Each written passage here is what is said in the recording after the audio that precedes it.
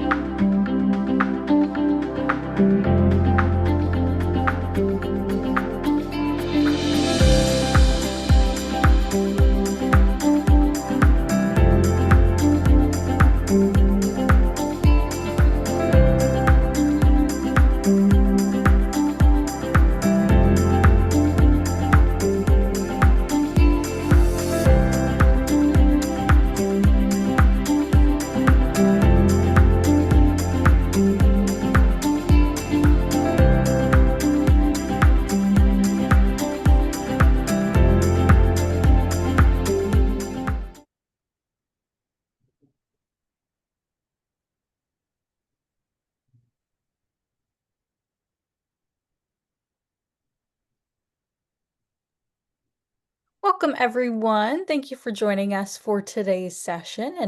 And thank you for joining us as we jump back into live webinars in the month of September. Connect with the Campaign for Grade Level Reading on social media. On Facebook, like the page Campaign for GLR. On Twitter, follow the account at Reading by Third. And on LinkedIn and Instagram, you can follow us at Campaign for GLR as well. Lots of different pages for you to engage with. Please use the hashtag Learning Tuesdays and tag us to tweet anything you learn from today's webinar, and we will be sure to reshare. We encourage you to post your questions, reflections, and observations on social media. Again, I thank all of you for joining us here today. My name is Sierra Sanchez, and I will be working behind the scenes to produce the webinar. Before we jump in, I just wanted to take a moment to acknowledge our enterprise and programmatic funders, as well as our individuals for their continued support. Your contributions allow us to hold these vital conversations and build important connections. We are also extremely grateful to our essential Leo-sustaining sponsors who provide funding support to help us sustain and advance our learning and engagement opportunities. Thank you. And before we jump in, I just wanted to share a few housekeeping details. First, we would love for you to introduce yourself, so please use the chat box at the bottom of the screen to share your name, city or state, and your organization. When responding, be sure to select all attendees so that we all can see each other's chat messages and we can all know who is here. All attendees are in listen-only mode, but we encourage your engagement by posting questions in the Q&A box. That Q&A box, not the chat, the Q&A box will be used for the panelists to see all of the questions that come in throughout the conversation. So, like I said, please post any questions in the Q&A box, and we will be reading through those throughout the entire conversation. The webinar is being recorded, and a link to the recording, as well as any slides, bios, and resources, will be shared in a follow-up email to all who registered. We are also live streaming on Facebook, so that will be available. And again, one last thing, we will be posting a brief poll right towards the end of Q&A and highly encourage you to respond. This helps us with our commitment to continuous improvement. And last thing before we kick off the conversation, I just wanted to express how excited we are at GLR to be relaunching our live sessions throughout September. I want to make sure you know what's coming up in the next few weeks. So as you can see on the screen here, next week we have a great double header. First, on September 9th, we hope you'll join us at 12:30 for a Crucible of Practice salon with our community leaders in Nebraska, sharing how they're increasing book access and early literacy behaviors. That same day at 3 p.m., we'll be continuing our series on parents as curators of their children's education, where we will discuss supporting parent agency and informed decision making. And on the 16th, another exciting doubleheader, first with a funder to funder conversation at 12:30 p.m. and then at 3 p.m. Revisiting our technology enhanced teaching and learning series with a session on tech to support families with young children. And on the 30th, we'll have a peer exchange conversation at 12:30. So lots of great opportunities. I just provided a small glimpse of what was coming, but please check the chat box for more information and registration links so you can be sure to join us. And joining you now is Sarah Torian, Chief Learning and Engagement Officer with the Campaign for Grade Level Reading. Thank you and enjoy. Thanks so much, Sierra. And welcome, everyone. Welcome back. Welcome to the new school year. My youngest actually just started her first day of high school today, so I'm really feeling the start of the school year right now. But it's wonderful to be with all of you today. I hope that you've all had a good summer and then maybe are starting to reach for long sleeves as the weather is starting to cool off a little bit. We at the Campaign for Grade Level Reading are also returning from our own little hiatus after some weeks of rest and rebroadcast after GLR week in July. And I'm delighted that we are starting off the season with such a strong session today with a remarkable set of guests. When school starts, there's often a little bit of a refresher, relocating on what we have learned and where we are and what we are up to. And in the same vein, I thought I'd take a moment at the beginning of this important session to kind of relocate folks who are joining in into what we've been thinking about and what we've been doing at the campaign. From the outset, the campaign's mission has been to make a real contribution to disrupting generational poverty. Our strategy has been to zero in on early learning and student achievement as a critical part of the pathway to progress for young people growing up in economically challenged families and in historically marginalized communities. Because of the evidence about the enormous impact of being able to read well and proficiently by the end of third grade, we have made that our focus and our accountability metric. Working with a large network of local and national leaders, we have successfully established a national goal around grade level reading. We thank all of you for being a part of that effort and for committing to that goal alongside us.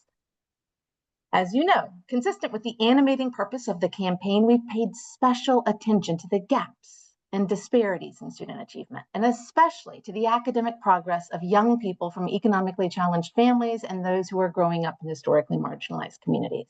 We've made it our business to bring attention to the challenges, the barriers that stand in the way of academic achievement. And at the same time, as enumerating those challenges, we've also devoted ourselves to seeking out the bright spots, learning from them, and highlighting successful strategies to accelerate early learning.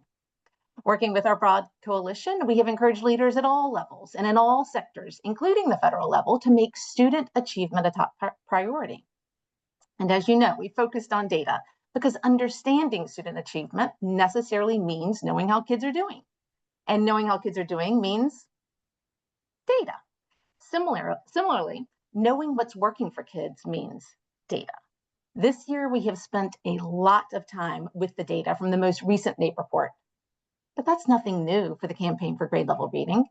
The campaign has been using data from the beginning, data around early learning, data around chronic absence, and then, of course, data to sound the early alarm and issue an early call to action around learning loss as the pandemic unfolded, building on our history of data looking at and understanding summer learning loss.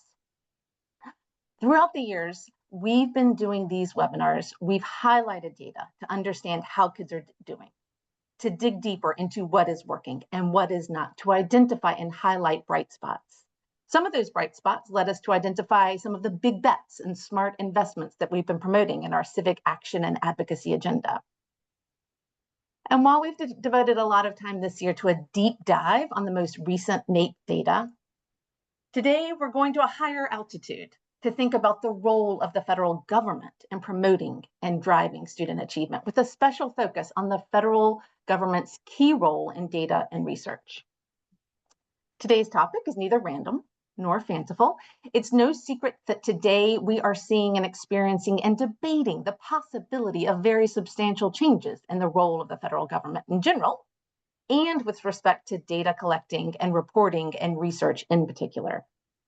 That is as true in the domain of education as it is in other domains.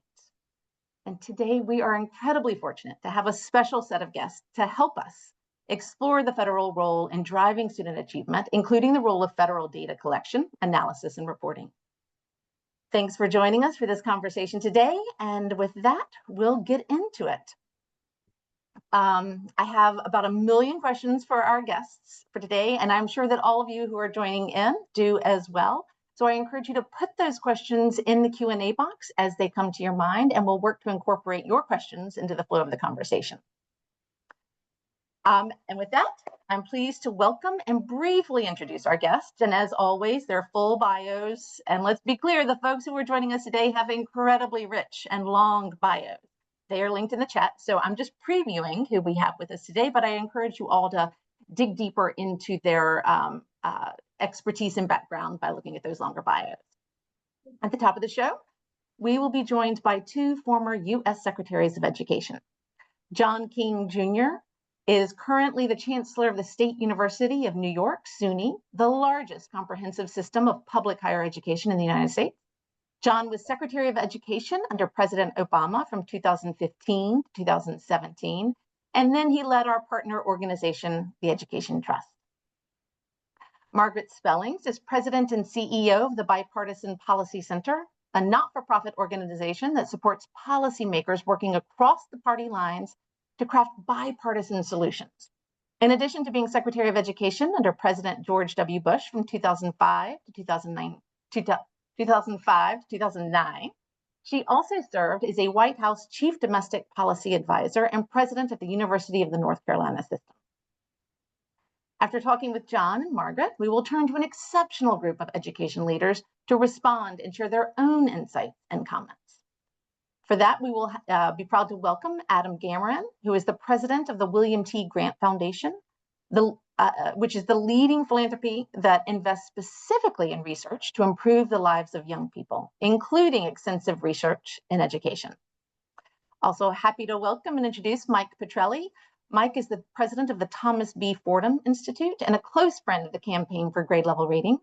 When he's not participating in our webinars, Mike is the executive editor of Education Next, editor-in-chief of the Education Gadfly Weekly, host of the Education Gadfly Show podcast, and a contributor at Forbes.com.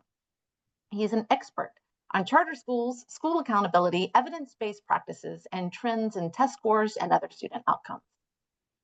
And also happy to welcome and introduce Ruth Lopez Turley. Ruth is professor of sociology and directs the Kinder Institute for Urban Research at Rice University, which brings together data, research, engagement, and action to improve lives. In 2011, she founded the Houston Education Research Consortium, a research practice partnership between the Kinder Institute and 11 Houston area schools or school districts, representing over 700,000 students. She also recently served on the National Board for Education Sciences from 2022 to 2025. Thank you all for joining us today. Again, we want to incorporate questions from our listeners throughout this conversation, so please put those questions in the Q&A box and we'll do our best to channel those questions to our guests. So John and Margaret, love to start off with you today. Margaret, if you can turn your camera on. I'm trying to, but it says that the host has disabled my video. Oh, host, let's help us out here. Okay. There we go. All right. Wonderful. Wonderful. Thank you both so much again for joining us for today's conversation. I'd like to start out talking about student academic progress and achievement. Both of you made this a center pole of your leadership at the Department of Education, and you know this is a central focus of the campaign. I think we'd all agree that we've kind of lost focus, kind of taken our eye off the ball to a certain degree. What do you think it would take to get back on track, to once again make student achievement for each and every student a top priority for the country? Morgan and I have done this several times together, so I'm going to defer to her to start because I think she has a very strong opener on this. Well, thank you, and thank you all for what you do. I was vigorously nodding my head, as I know John was, and it's a treat to be in league with the people who are on this program today, because we were mostly in violent agreement about the importance of reading, and furthermore, the importance of a federal role therein.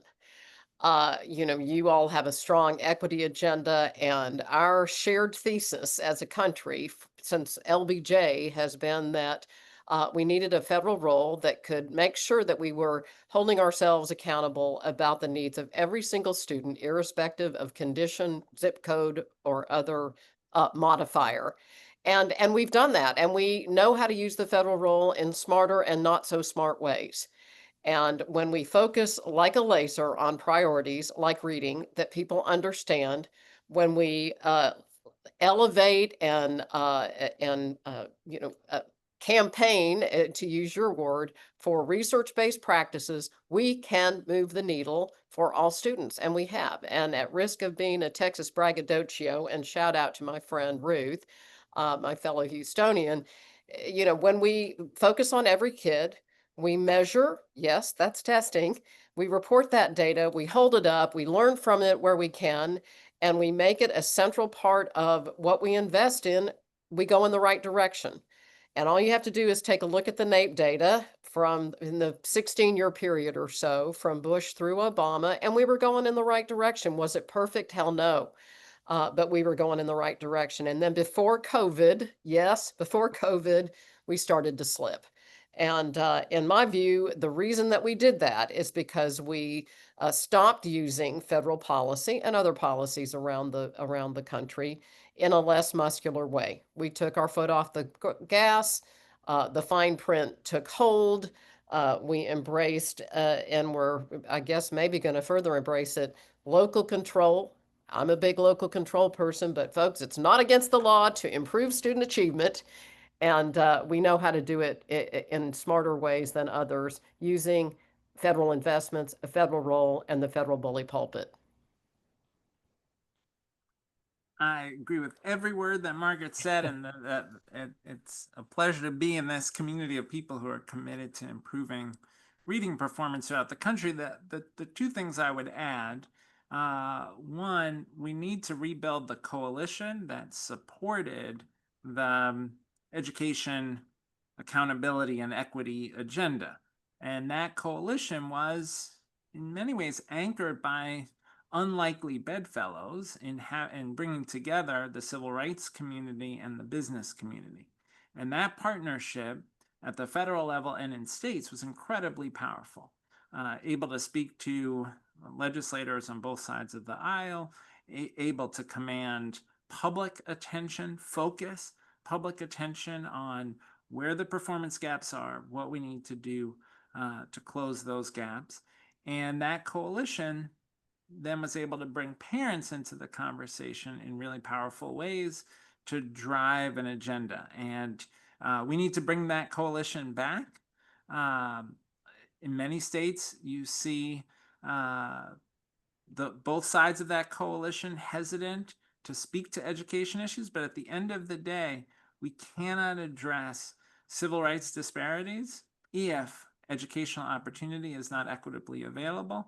And at the end of the day, for every employer, they will not have the workforce we need if we do not provide students with the foundational skills, particularly in English and math, although obviously students need much more than that. But if they don't have those things, they surely aren't going to be successful in the workforce. So that's one. The second point I would make is we need leadership. And I am heartbroken about how little you hear about educational outcomes from our leaders. And that's both sides of the aisle, that's federal and state. This is just not on people's radar screen the way it was.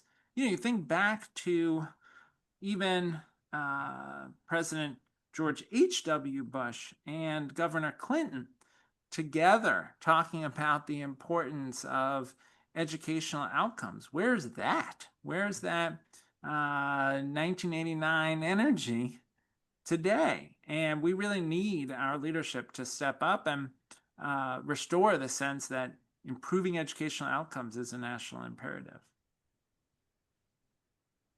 So today's conversation, as you know, is really about zeroing in on the federal role and reestablishing student achievement as that central goal or of our educational endeavors. So how do each of you see the federal role in setting and pursuing goals around student academic progress? It's interesting to me that, there's a lot of discussion really not about eliminating a federal role, but about, slicing and dicing and assigning and relocating and kind of the bureaucratic niceties about who should oversee what program, what the contract or compact is between feds, states, local districts, et cetera. But I guess there's agreement that there should be a federal role. And so then the question is the most urgent thing before us right now the niceties of bureaucratic structuring, or is the more urgent imperative student achievement? We're about to get the NAEP data in just a few weeks, and I'm going to bet anybody on this call a picture of margaritas that it's not going to be terribly encouraging. Because we, see previous paragraph, we've taken our foot off the gas. We're talking about all manner of things other than how well do our kids read? And so we have a federal role. We're going to have a federal role. And then the question becomes, you know, how do we keep the main thing the main thing? If your house is burning, it's not time to remodel. And when we do get to that, how should we organize ourselves? Let's do that around a plan, a strategy. And during the Bush administration, in the aftermath of 9/11, we had a very bipartisan conversation about how to organize our national security apparatus. The Homeland Security Department was created. We looked at the lack of information flows across various actors. There was a plan, and we created a bureaucratic response to it. So I think that's a good model for us now. We know times are changing. We know things can be improved. What needs to be at the Department of Labor versus the Department of Education? Does the SBA or the Treasury make sense for running student loan programs?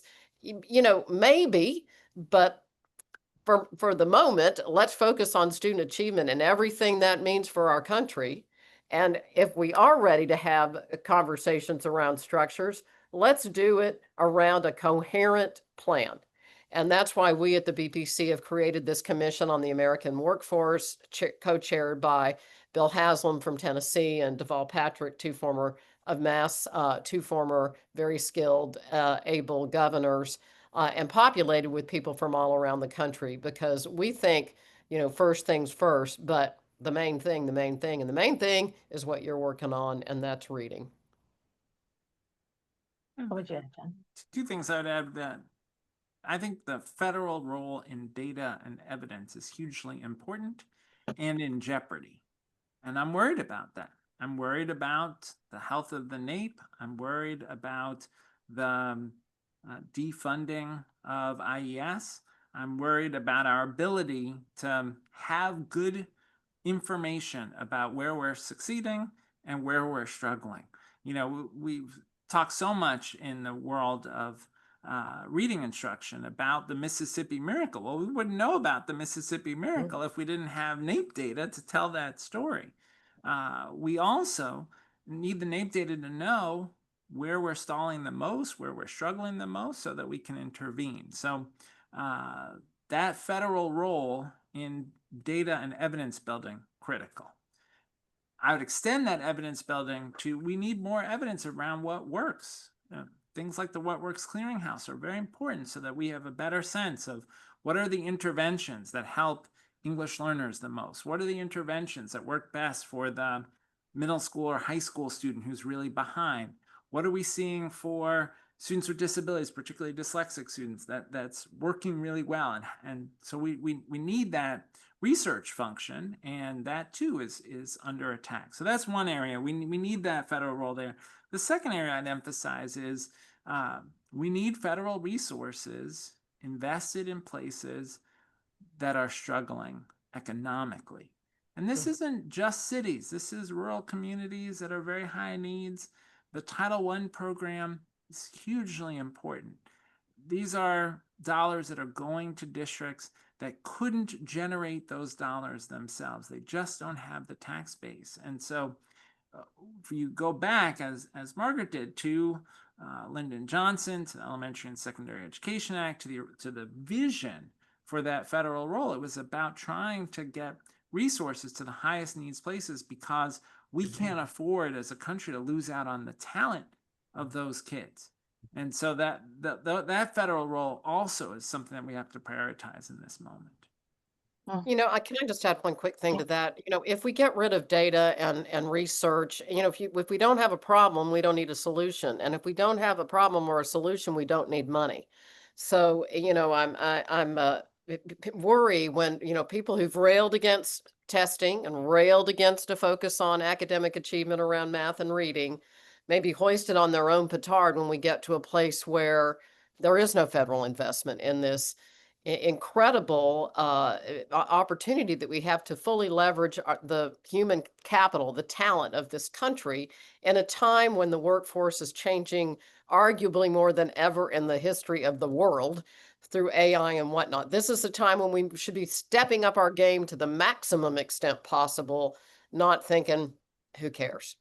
So it's a very, very worrisome time. And I think, amen to John and the recreating the coalition. That's what you're doing here at the campaign. And John and I are glad to be part of it. Mm-hmm. Well, both of you kind of talked about history in the federal role. So can we talk a little bit about the special nature of the federal role in education in terms of civil rights history and its current relevance there? And John, if you could start off on this one, and then I'd love to hear your additions to that, Margaret. Sure. Look, I always point folks to the famous Norman Rockwell painting of Ruby Bridges, because that's an iconic image that comes immediately to mind. And immediately you see in your mind's eye Ruby Bridges there at the center. But who's around Ruby Bridges? U.S. Marshals. Well, why U.S. Marshals? Because New Orleans and Louisiana did not want to provide Ruby Bridges with the equitable education to which she was entitled. So there has been this crucial federal role in enforcing civil rights. You think about the Office for Civil Rights at the U.S. Education Department, the work they do. It's a place you go if you've been discriminated against on the basis of race or sex or disability. Huge share of the cases that are processed by OCR are about families whose kids with disabilities are not getting the services they're entitled to. So you need that federal infrastructure to make sure that states and districts are doing right by kids. Now, sometimes it's because states and districts don't want to do the right thing. Sometimes it's because they are inadvertently creating these disparities. I remember we had a case when I was secretary in OCR where we looked into a community where there was a STEM magnet high school, and there were very few, almost no Latino students at this STEM magnet high school, even though there were a lot of Latino students in the district. And one of the things that we found out is that the information went home only in English. And so for many Latino parents for whom English was not their first language, they couldn't access this opportunity for their kid. I don't think somebody sat in an office and said, I want to figure out how to keep Latino students out, but inadvertently, their policy was having that effect. And OCR worked with them to change their outreach strategy. So they were reaching out to all of the kids, all of the communities within their district. So that federal role is critically important. And again, it is under real jeopardy. We've seen a huge reduction in the staff of the Office for Civil Rights. And I don't think states and local districts are going to make up for that. And so we need Congress to say, this is an important role. This is an important federal function. We're going to fund it. Yeah, I just, it's having been a university president that, and John gives one good example about a charter school, but I think people do not fully appreciate the volume and the nature of the kind of cases that come to the Office of Civil Rights. And it's a very unique remit. It's, the Justice Department, or whoever else might have expertise or interest in these sorts of issues, it's a completely different kind of interface.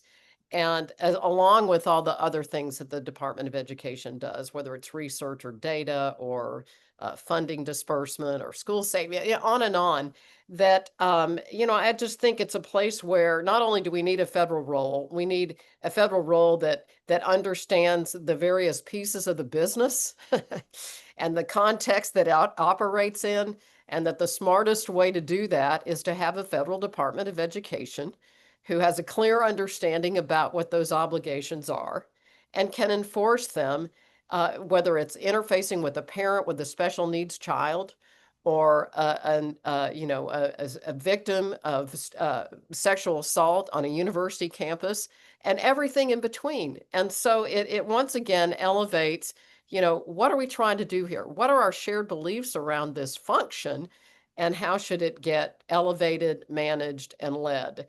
And I'm pretty confident that the American people continue to have a keen interest in this as a priority.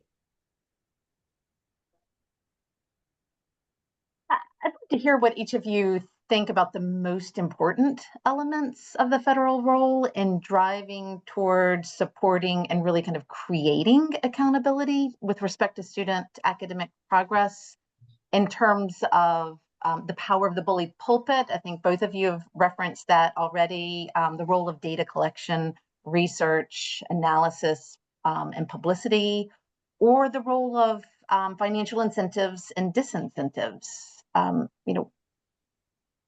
What are the most important, and how is that playing out?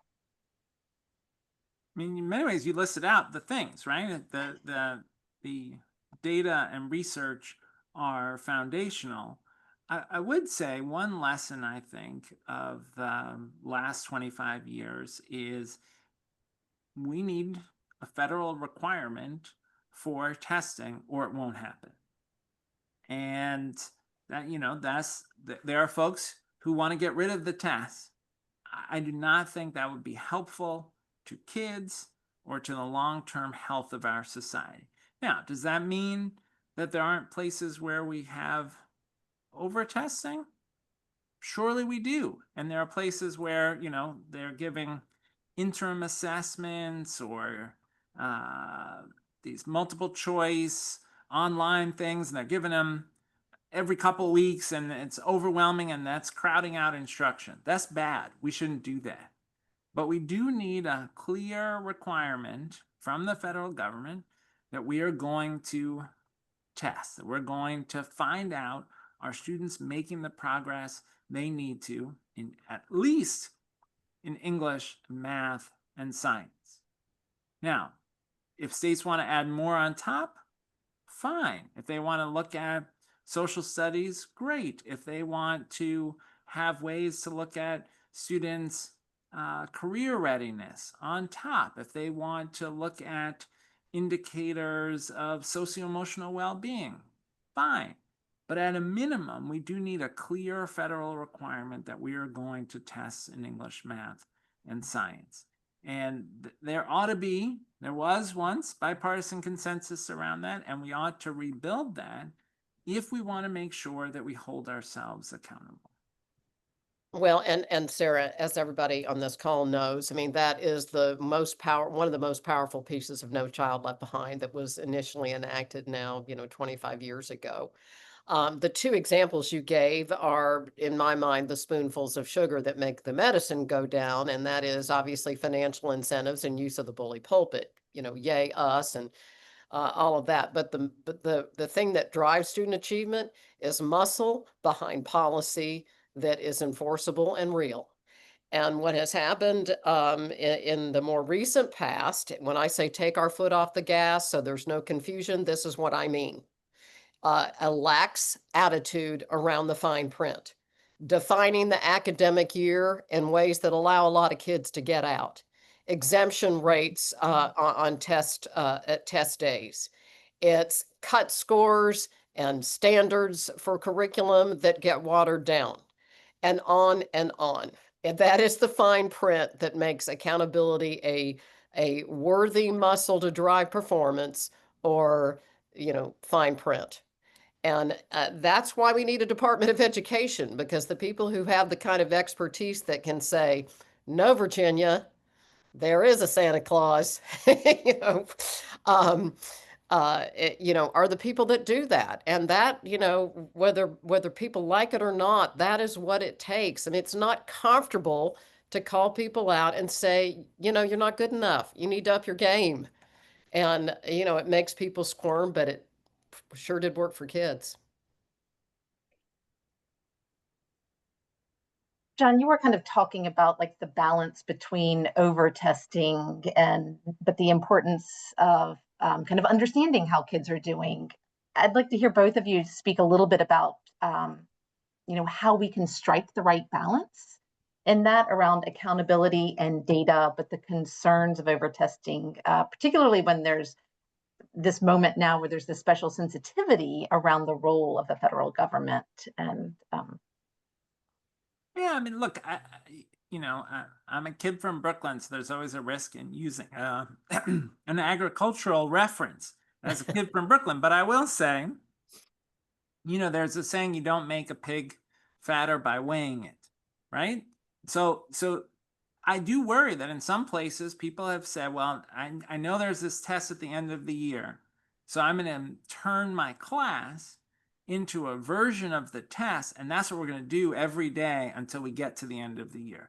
Nobody wants that. And by the way, that does not help students do better on the tests at the end of the year. We want students to be engaged in discussion about fascinating text that they're reading. We want students to be doing science experiments. We want students to be solving interesting math problems.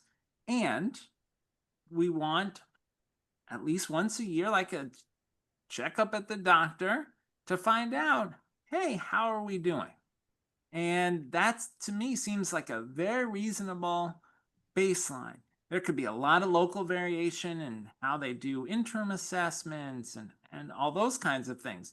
But once a year, finding out where we are, that seems like just a responsible use of our resources, right? Don't we want to know?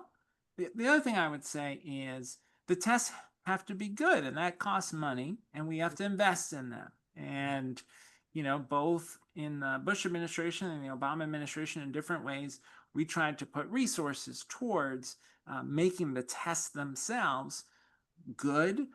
That's important. That's a valuable federal role because some states don't have the level of resources that they might need. And it's important for the federal government to check, is this test a good test? If not, if it doesn't meet basic standards of reliability, then it's not real, and we can't treat the information as real. And just probably a lot of people on the call know this, but in the House version of the appropriations bill, they've zeroed out the money for testing Title I assessment to states. I hope that won't stick over time. We certainly are going to be working on that. But again, I think for those that advocate that, they ought to think about, well, then what happens? Well, then what happens is let them eat cake. That's what happens. So, I just think there's no way to know where we are, to tend to the needs of our kids and our country without sound data on high quality measures. Can you overdo it? Hell yeah. But we're smarter than that now. We've been doing it for 25 years, and this is a place where you're probably going to have sessions on this, where online assessment and fuller ways to understand student achievement are coming to the fore. So let's go. so some of the folks in the audience are asking questions around, to this point, like how can we get folks on board? How can we come up with bipartisan agreement around some of the actions and levers that you all are speaking about? Ensuring that there are requirements around testing, making sure that it's in, there's investments in that, so that the kids who need it are getting the supports to help them succeed and get the academic achievement that we want.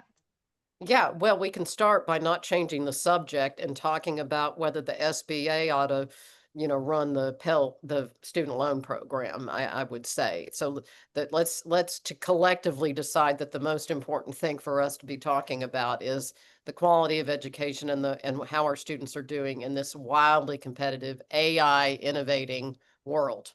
And so as we engage with our policymakers, again, this is a place, and for the moment we can do this, talk about the data. Okay, Texas, how are we doing? Are we going in the right direction or not? Where do we lag? In what subjects? And so, we just have to keep reminding people what's at stake and where are we? And I think we can't do it enough. So that's what this campaign is about. Amen to that. The thing I would add is, one of the greatest threats to accountability, I think, is people feeling like they don't know how to improve. Because if people feel like they don't know how to improve, then they start to resent the accountability. It feels like a gotcha. Yeah.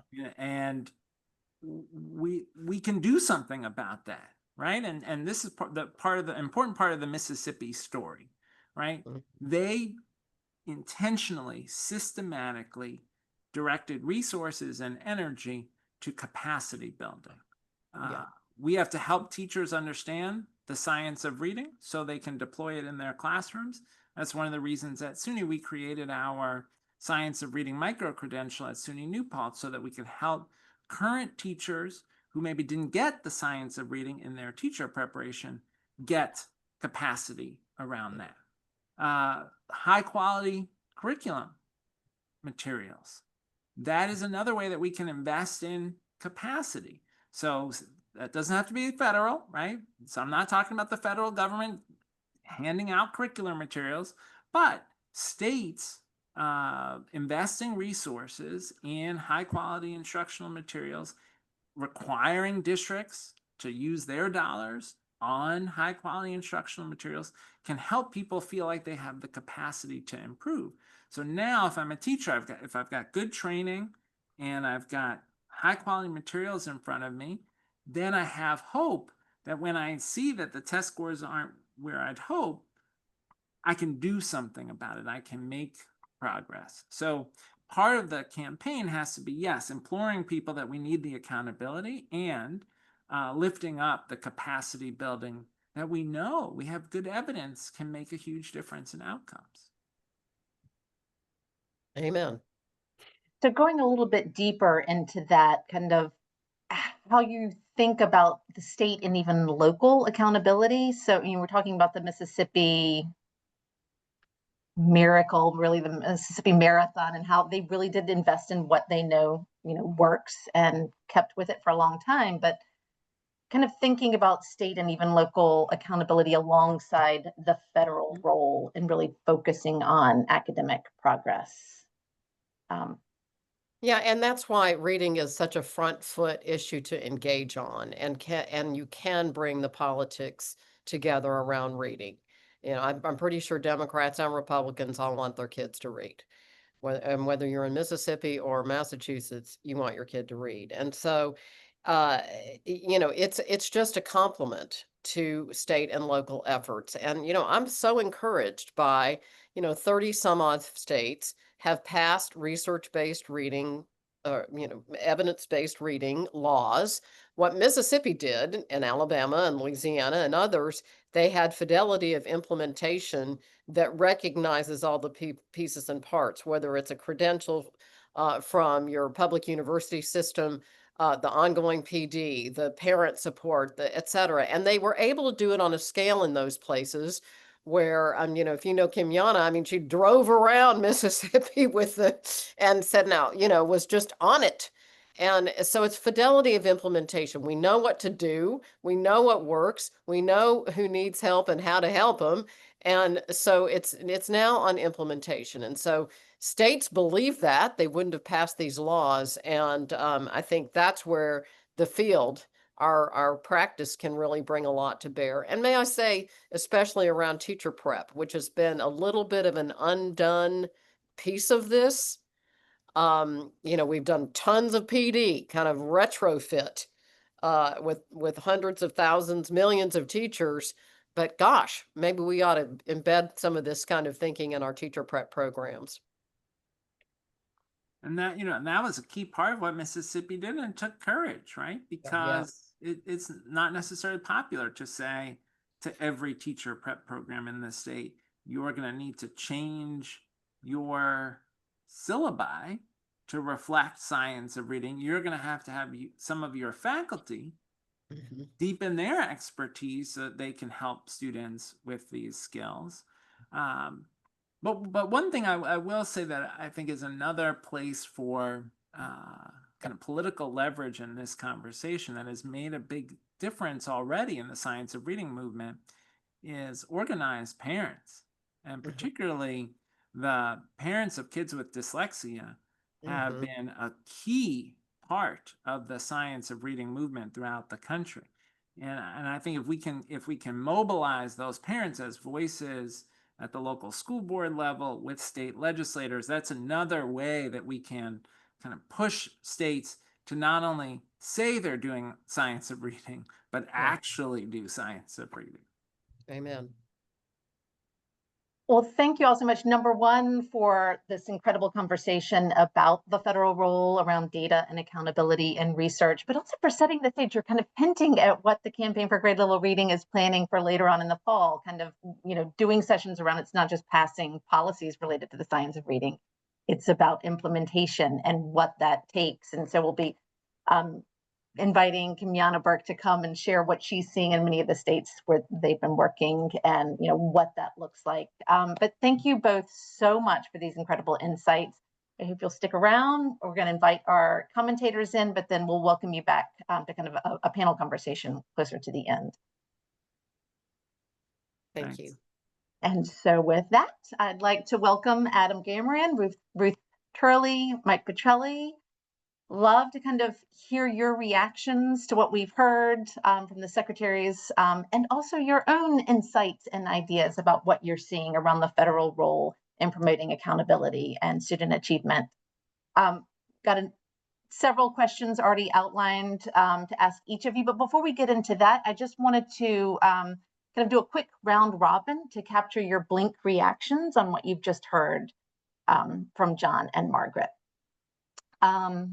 And we'll start with you, Ruth. Sure. Yeah, absolutely. I think the whole mission of the U.S. Department of Education can be summarized with two main goals, right? To promote student achievement and to ensure equal access. And both of those goals absolutely require high quality, ongoing, national level data. There's no way we can achieve that mission without really good national data. So I do share their concern that things are a bit jeopardized right now. So we need to do everything we can to address that. The other quick thing I'll add is that I do understand people's frustrations with the state of affairs right now. I think some people are taking their eyes off of national level data and research because they point to the huge disparities that continue, that have persisted for so long, and they're like, see, it's not working. But my response to that is twofold. One is we need to ask a couple of questions. One is, what's the counterfactual? Where would we be today? What would those gaps look like today had it not been for that data, that research that we've been using? And the other thing that I should point to is that we need to also ask about the connection between the data and the evidence and action. And just because there hasn't been enough action to produce the results that we want, it doesn't mean that the data are useless. It just means that we need to do more to improve that connection. And we are in that process. We are doing more, but let's have a little bit of patience in making sure that we can make that connection. Love that. Adam, what would you add? Well, what a pleasure. So refreshing to hear leaders from across the political aisle speak about the importance of the federal role in education.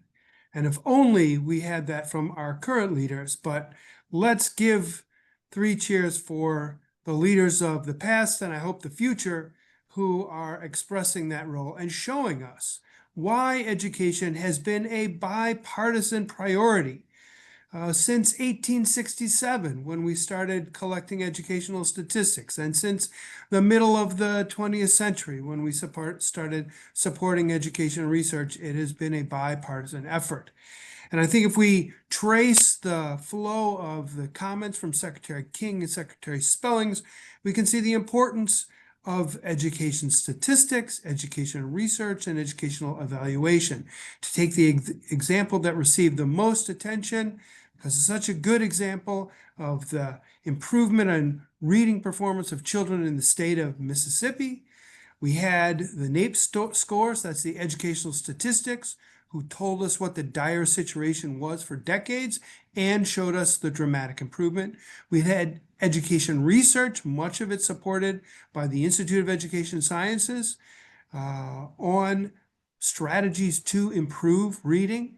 And we had the role of applied research and implementation by the Southeast Regional Educational Laboratory. If you talk to people in state government in Mississippi, they say, how did you do it? One thing they point to is the regional laboratory whose contract was abruptly and capriciously canceled in the current administration. And then evaluation. We have studies that show us that these efforts, where they succeed, where they fail, and where they need to be improved. So that's just one example, but there are many examples. Special education was also mentioned. There's been tremendous contributions from research on how to improve outcomes, including achievement and other outcomes for children with special needs.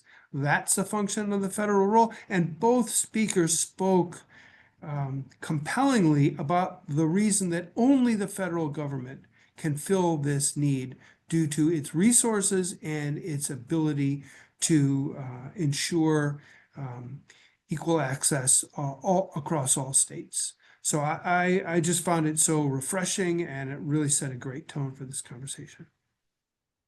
Thank you for that. Mike, what would you add? What are your quick thoughts coming out of that? Yeah, well, shoot, Adam was so kind there, and I feel like that's going to force me to be a gadfly, which is our moniker here at where I work at the Thomas P. Fordham Institute. Look, I have a ton of respect for Secretary Spellings and Secretary King. And yes, we always gave them a hard time when they were actually in office, but boy, do we miss their leadership now. I do worry, though, that we're all preaching to the choir. And so I think when we get into this discussion, we really need to start figuring out, like, let's be real about the politics. The politics have changed dramatically since the time, especially since Secretary Spellings served. I was in the Department of Education even before that. Look, we look back on that time fondly because it was possible to do a lot of bipartisan work.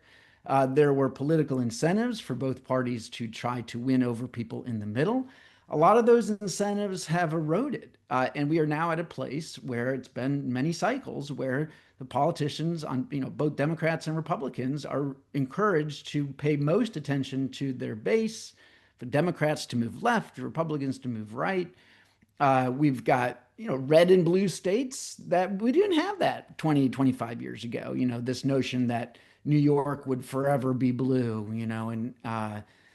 and Ohio would forever be red. I mean, that's a pretty new phenomenon. That matters. So, when we really got to figure out if we're going to try to rebuild the coalition, how do we do that given the political reality that we are struggling with today?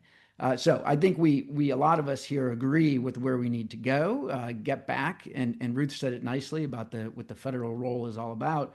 But look, I said this in the chat. I think Republicans, we've got to deal with how do we win some of these fights with the MAGA folks, and on the Democratic side, how the Democrats win fights with the teachers unions, and others on the progressive left. That's how we're going to have to get to where we want to go.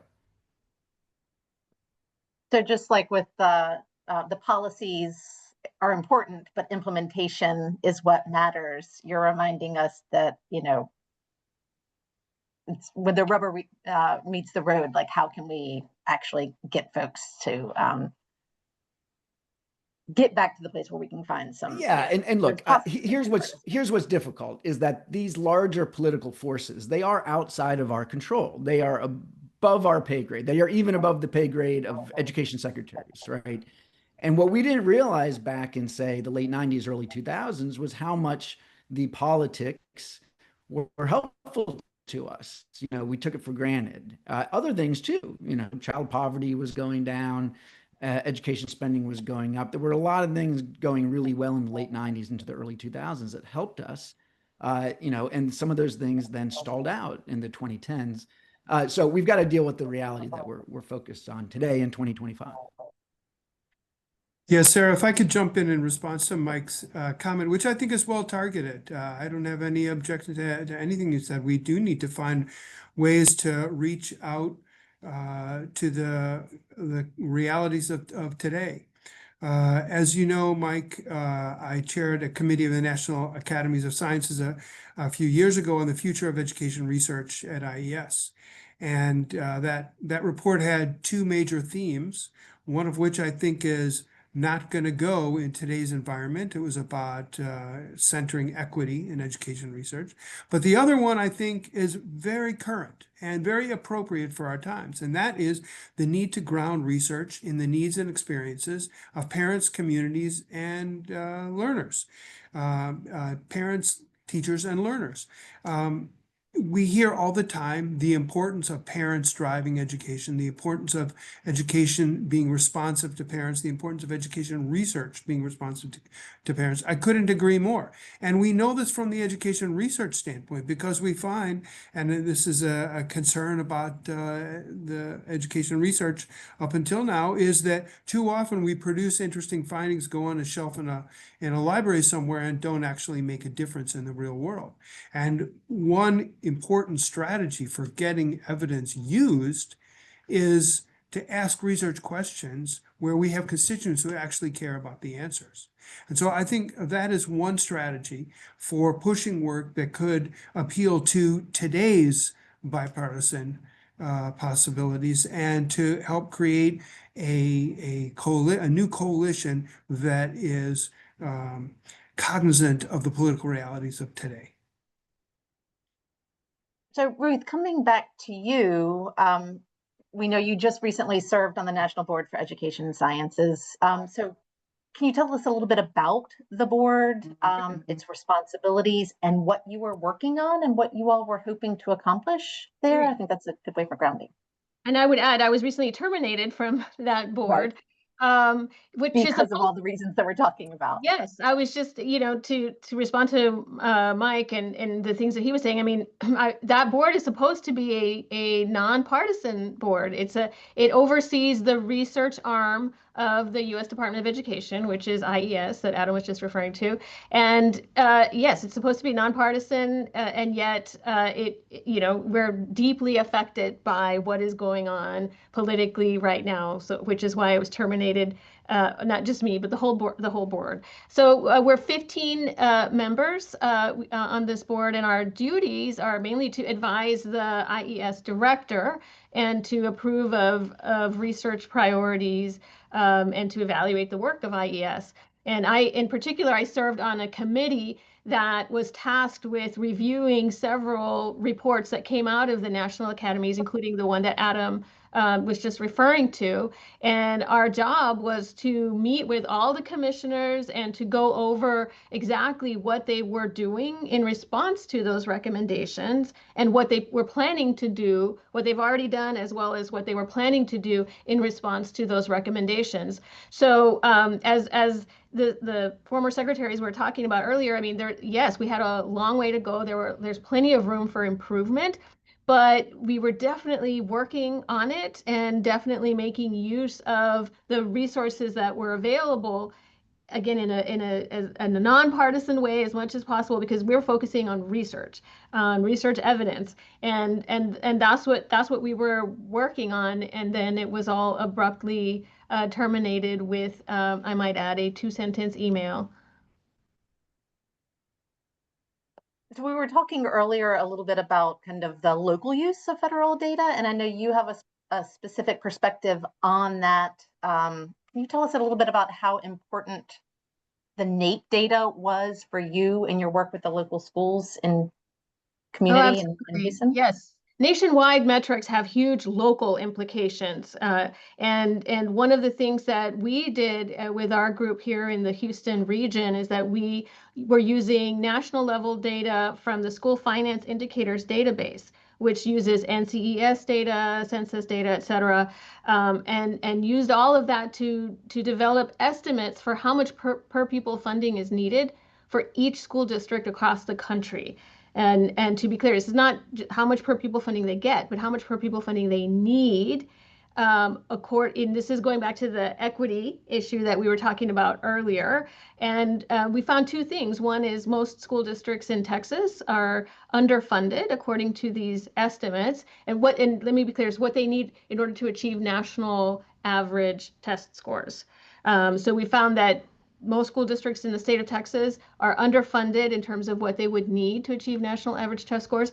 But even more importantly, we found that there are some school districts that were severely underfunded relative to others, both in the region and in the state. And so there are huge inequities that we need to pay attention to. But unfortunately, right now, in Texas and in other places as well, although we have increased per pupil funding in Texas, I have to acknowledge that we've definitely been making some efforts to increase the funding. But we still need to address the inequities. That's a big concern. And right now, what they're mostly paying attention to is that they're instead of focusing on increasing the funding in order to improve student performance, that is kind of the other way around, where the state is pushing for improved performance in order to increase funding, something that they refer to as outcomes-based funding. So we're very concerned that they might have it a little bit backwards. Like we know what can improve performance. We do have research evidence that suggests that. So we need to increase that in order to get improved performance, not the other way around. Can you build on some of Ruth's comments to kind of help us understand more specifically about why research is so important to student achievement and why the federal government is so important to generating that data that she was just referencing and supporting the research needed to make an impact on what is done in the classroom, especially in kind of thinking about what we know about the science of reading and ensuring effective implementation of that in the classroom? Yes, I think there are two main reasons why the federal role is essential here. One is that only the federal government has the resources to address the major challenges in education, whether it's statistics, research, or evaluation, that will help us respond to the losses we've suffered in COVID and more broadly improve outcomes, meet the goals of the campaign for grade level of reading. Only the federal government has those resources. The annual budget of the Institute of Education Sciences was $800 million. Well, still is $800 million. They haven't spent it, but that's the budget. And so just by comparison, a lot of people say, well, why doesn't the William T. Grant Foundation or the Spencer Foundation or the Gates Foundation pick up those things? Well, our whole endowment is $400 million. So if we put our whole endowment, we could fill in 6 months of what IES did.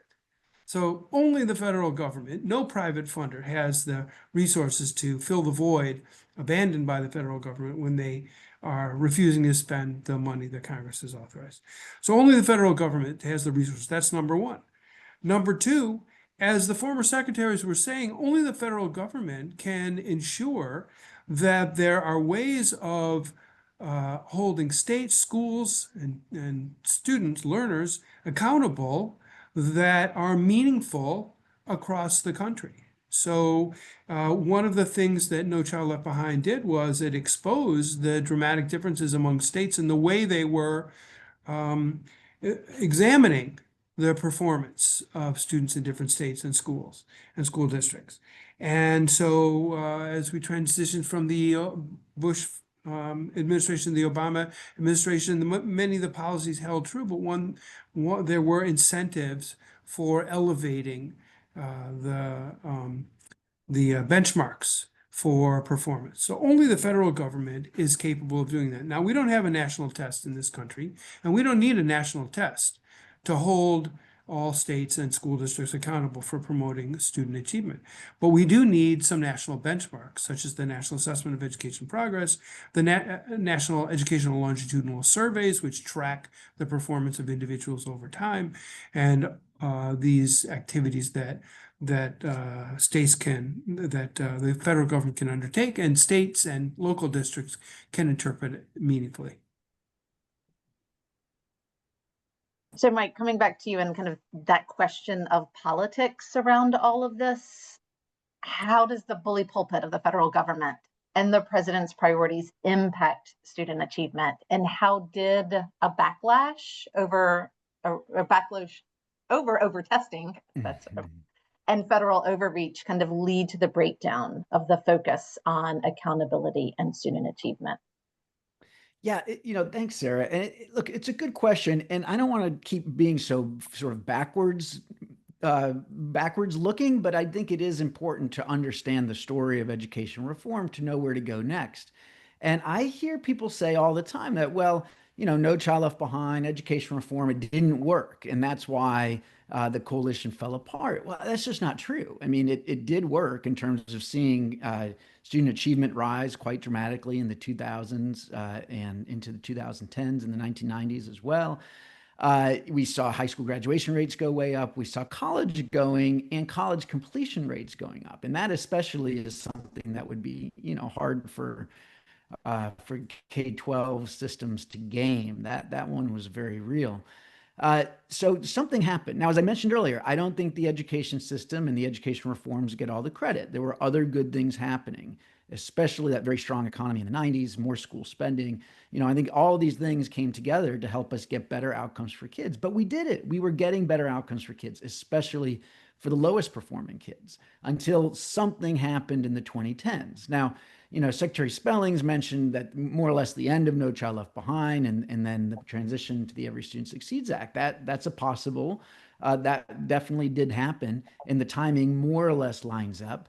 But look, by that point, the No Child Left Behind reforms had kind of run out of steam anyways, right? There were other things, phones. People are all of a sudden now we realize, oh my God, we've given kids these addictive devices. And it was in the 2010s that, all of a sudden every child in America had one of these things in their pockets. Did that have an impact on their attention, on their sleep, on all kinds of things that would impact their learning? For sure, that might have been a factor, right? We had the Great Recession. We had, so we have all these different factors coming together. And we had opponents of reform that spent, millions and millions of dollars making this case that there was too much testing. Look, I think if we're going to get back to making progress again, we need to, first of all, acknowledge that a lot of these reforms, they were working. Some of them didn't go far enough. We didn't invest enough in building capacity at the local level, for example. We tried to do that through a program called Reading First. That's a whole nother story about what happened to that federal program. We're finally picking up on that again with the science of reading, this focus on high quality instructional materials. So that piece is good. And then we need to get back to that political leadership. And I think I keep saying this on the webinars that you guys host.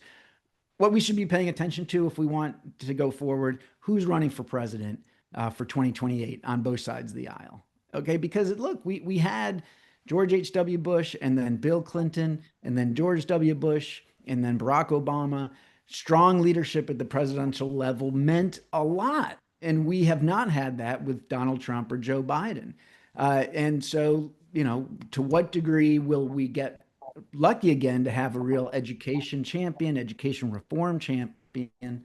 Hey, I'll take a Democrat or Republican. I don't really care. I just want somebody who prioritizes this again and is willing to, make take some political hits for it.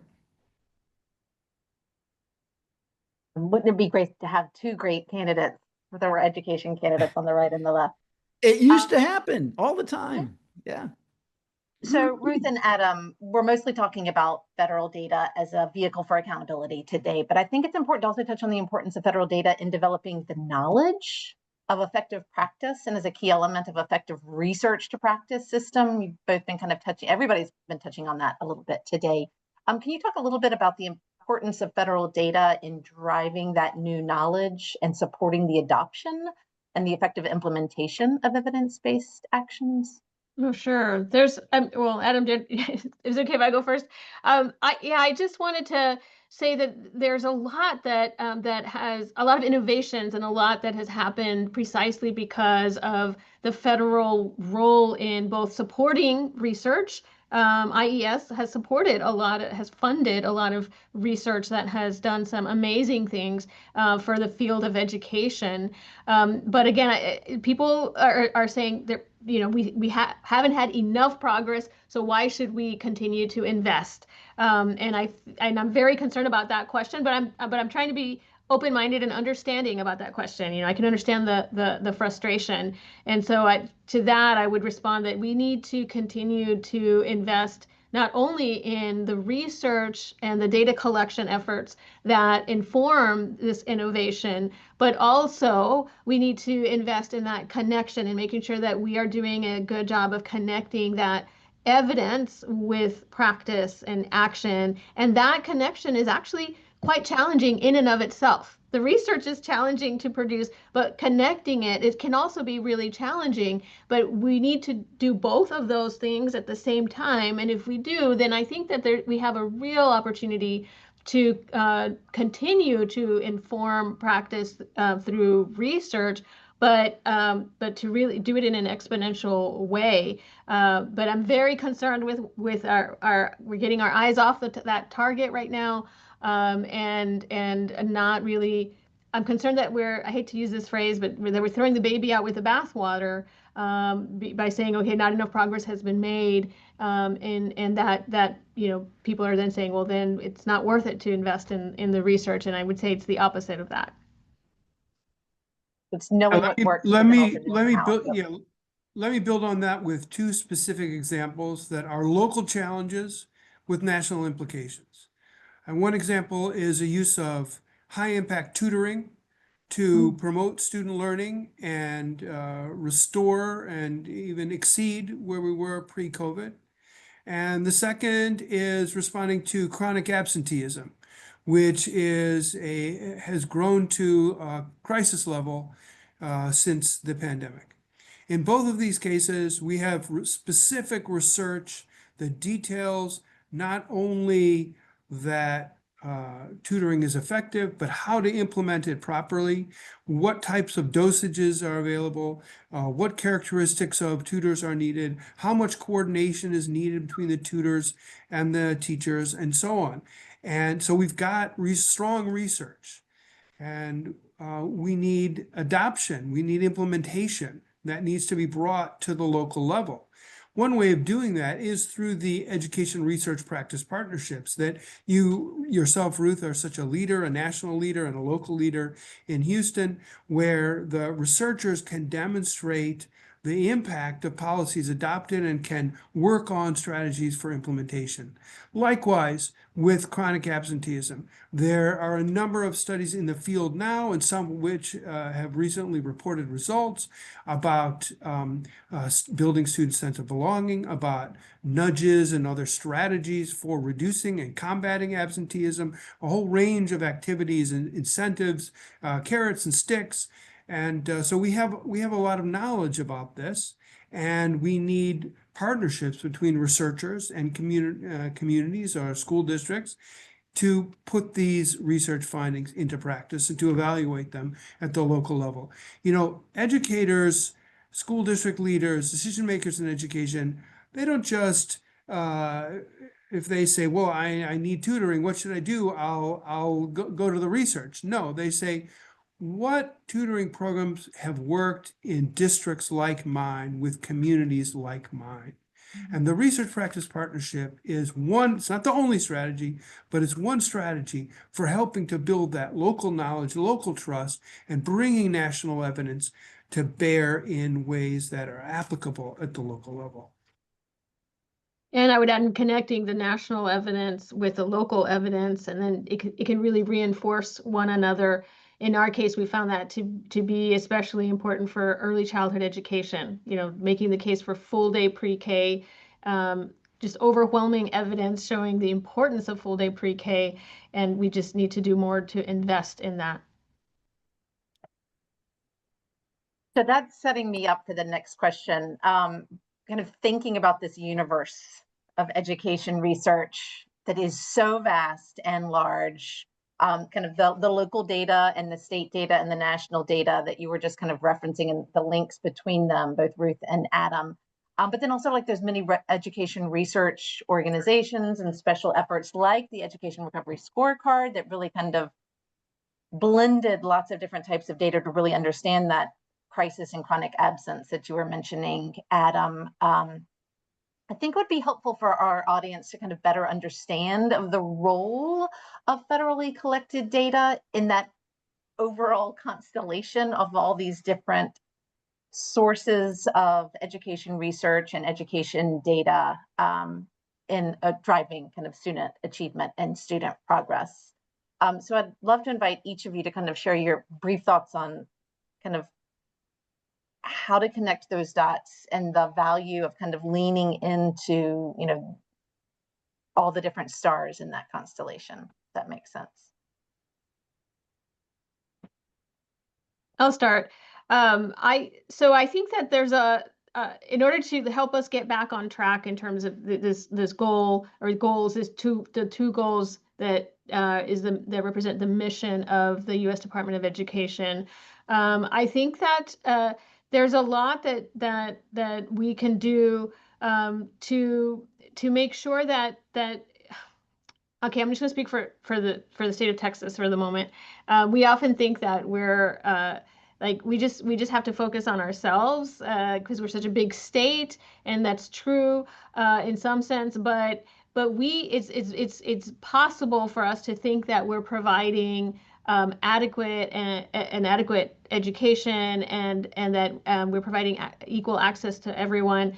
But until we can make that comparison using national level metrics, we can easily be off track. And I think that some of our own research has shown that in many ways we are off track, and that we need to do more. We need to, in some cases, a lot more.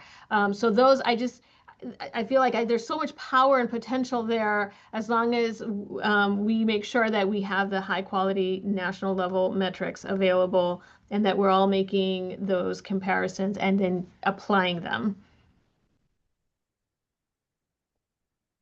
One thing we haven't talked about yet is the rich administrative data on education being collected at the state level. And if we could connect those, but the state level data are not enough. Right. If we could connect those state level data with national data, such as national surveys or other national data collections, then we could truly see the progress that is being made in the states, the different challenges that school districts in different states are confronting, the advantages of resources that are received in different states, whether federal or state resources. We can see how it all fits together. So that's one way of thinking about the constellation of education research and data. Mm-hmm. Yeah, and I would just add, if people don't know, my colleague Amber Northern is over at the Department of Education right now for a 6-month stint, helping to redesign the Institute of Educational Sciences. So, look, the fact that the administration brought her in as a serious research expert is a good sign that they seem to understand the value of it. Yeah. So just a little bit of optimism there. You know, I think we're all curious what the heck happened and why, you know, the administration allowed IES to get dismantled. But I think that's a story historians will tell about DOGE, and at least the people that remain at the Department of Education, certainly Education Secretary McMahon, see the value in research and data. Mm-hmm. Any kind of, we're about to invite Secretaries King and Spellings back for the closing portion of this conversation, but just wanted to invite all of you to add any, if there's additional thoughts that you haven't shared that haven't come up in this conversation yet, in terms of that question that we started off this conversation with them kind of like taking our eye off the ball in terms of academic progress. And you know what it will take to get us back there in terms of real focus on the ball of academic progress and student achievement as a higher priority. And I know you've all kind of touched on this a lot throughout this conversation, but if there are any kind of other thoughts that you have not highlighted or lifted up, I'd love to provide a chance for that, and giving Margaret and John a warning that we'll be inviting them back in just a second as you share these thoughts.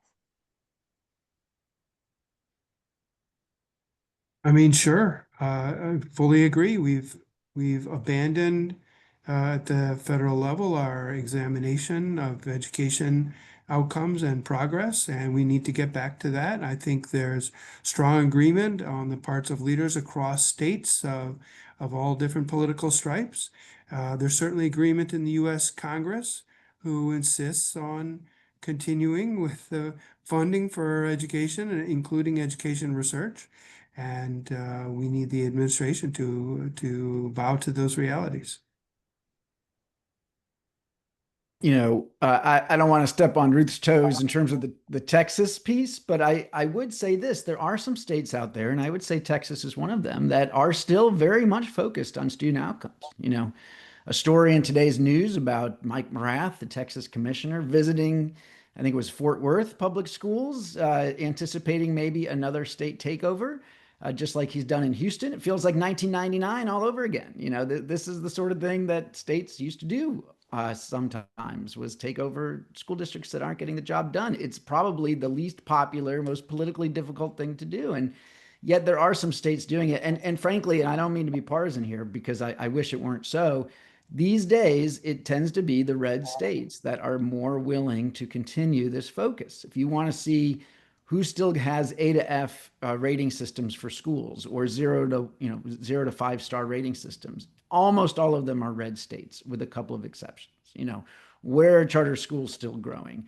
It's in the red states. Where is even science of reading going strongest? It's often the red states. So I think, I guess to John, I feel like the folks on the left have a particular challenge in figuring out, how to overcome the ascendant progressives and the teachers unions. I think that is a particular problem, especially at the state level. Ruth? Oh, and just before you respond, Ruth, just wanted to flag to everybody listening in, we've just popped up our evaluation engagement poll. So just encourage everybody to continue listening in. We're just going to have this up. Just wanted to provide that early access to everybody so that you have time to fill it out if you have to run to your next meeting. But back to you, Ruth. Sorry. No, I was just gonna respond to Mike's comment about the Texas situation and just say that I actually fully agree that there's a very important role for the state to play in these examples of school districts that have been underperforming.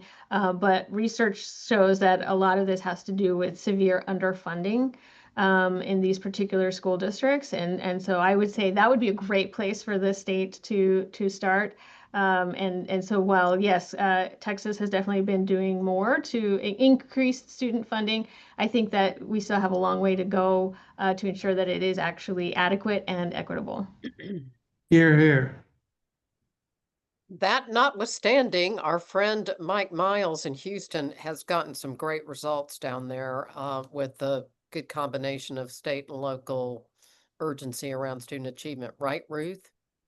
That's what we're seeing, improved test scores, and but we do need to do some research to analyze the specific levers that have led to those test scores. We'd be very interested in doing that.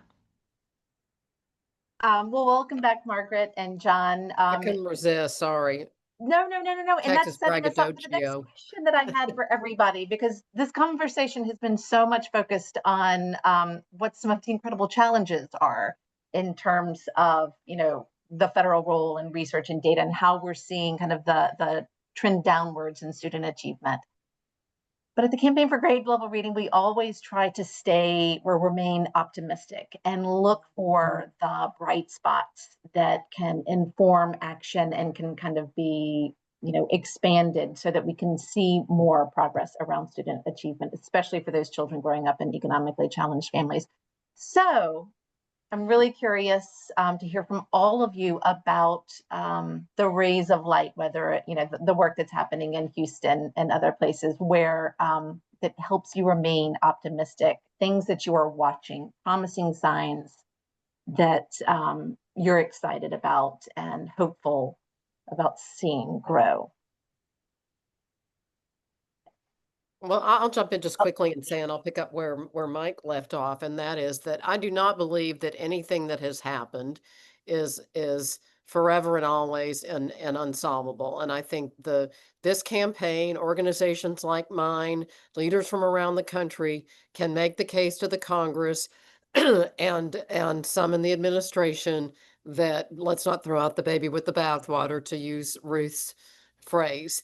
IES, I think, can be improved and reinvented. We need the NAEP. And so how do we collectively become part of the solution, not part of the problem? Or else we will get run over. So we need to stay energized and motivated and collected together, because, while there's a lot of us on this call, we haven't always agreed 100%. I nearly fainted when Mike Petrilli said something nice about me. I think I'm going to recover, though. But anyway, we are, we're in the middle of the playing field, and I think there's more of us than there are on either side of the, we don't care, or we're too, beholden to an adult agenda, or whatever the issues are that are opposing us. Mhm. John, what would you?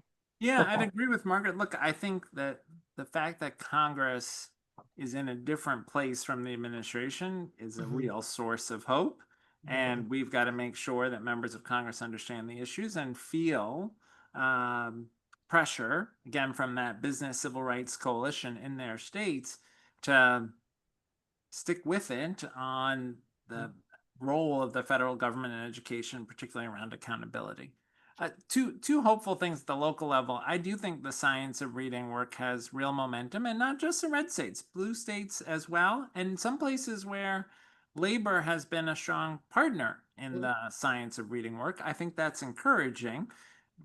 But the proof will be in the pudding of whether or not the science of reading work happens in classrooms. And so the campaign and all the organizations represented here have to be vigilant in making sure that instructional practice is changing and we are measuring the impact of those changes for kids. The other thing I'm hopeful about, and Mike sort of referenced this, I think social media and technology has been terrible for reading, and there is strong bipartisan momentum around cell phone bans, and I am delighted about that. New York's cell phone ban is going into effect this very week as students are welcomed back to school.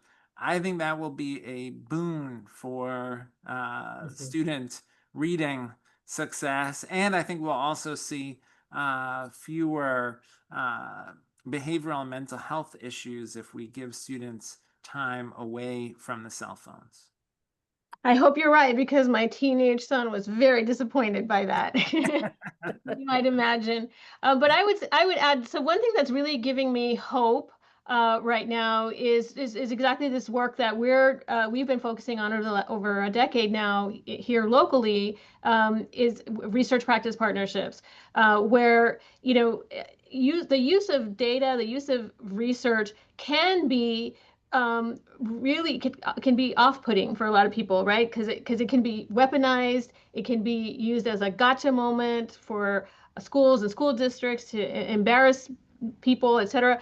But if it's done in a close partnership where the goal is, we're here to work together to solve problems. We're not trying to point fingers at anybody. We're just trying to improve student outcomes. Once that happens, and especially at the local level where we can have really strong relationships of trust and really work on these really challenging problems together in a constructive manner, beautiful things can happen. Like school leaders and district leaders are much more open to what the research has to say, even if it's not, good news, but they're much more receptive to it if it's done in a partnership, in a really constructive manner. So that's something that we've really been working on locally, that we've learned a lot about, and that gives me a lot of hope moving forward. And I would add, what gives me hope is that the changes that we've experienced in the last 7 months, 8 months are not irreversible, but neither is renewal assured. And we need allies on all sides. Congress was mentioned, the education community, the business community, the civil rights community, all need to work together. And there is content that we can focus on that will be appealing to multiple constituencies, including, as I said earlier, the need to ground education research in the needs and experiences of learners, communities, and educators. If we do that, then families can see the importance of education research. Education decision makers can use education research to better their children's experience and drive achievement and long-term success forward. Yep. And just picking up on some of what's in the chat, Beth Gamba Steele mentioning Washington, D.C. after all these years, still doing incredibly well. And we can point to other places, right? Mississippi, the Southern Surge. New Orleans has been, of course, in the news with the Katrina anniversary. Denver had an incredible run there for a while. Charter schools in Tennessee getting strong results after the pandemic. So this stuff still works. We can still point to places where it's working, and we need to shout that from the rooftops. Yeah. Amen. Well, huge thanks, deep appreciation to each of you for joining us to shout from the rooftops and share the importance about kind of the progress that was being made and how we were able to make it, and the way that the federal government can help to drive that progress for students. Deep appreciation to all of you. Thank you to all of you who joined in. I hope that you will continue to join us for more of our GLR Learning Tuesday sessions. Next week's double header, we'll have a Crucible Practice Salon featuring a state chief from Nebraska, along with some partners talking about the book program that they've done to kind of make sure that children have home libraries. Continuing our Parents as Curators session that will look at what it takes to make sure that with these wide array of options that parents now have, making sure that they are well informed about them and how to take advantage of them. And then a Funder to Funder conversation on how philanthropy can help nonprofit organizations meet the moment and kind of remain resilient in this challenge of program cuts, funding cuts, and economic uncertainties. Many more GLR Learning Tuesdays and Leo sessions planned for the fall. I hope you will continue to join us. And again, deep appreciation to today's panelists. Thank you so much. I hope you all have a great rest of your day. Thank you.